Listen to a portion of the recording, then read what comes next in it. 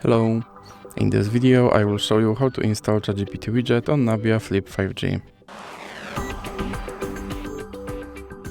So you have to start by opening your Google Play Store, then click on search bar and type in Wally AI and click search, and now click install. Now you can click open. Then you can click this button to skip introduction, and now you can click not now. Now click open permissions and then click on AI assistant.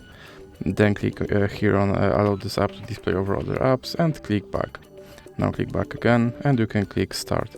And as you can see here, my Chat GPT widget is now installed, and I can open him and I can tell him to do something.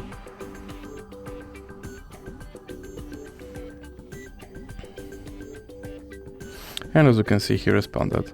And if you want to remove him from your screen, simply drag him into the X icon in the middle. So that's it for this video. If you liked it, please remember to leave a like and subscribe.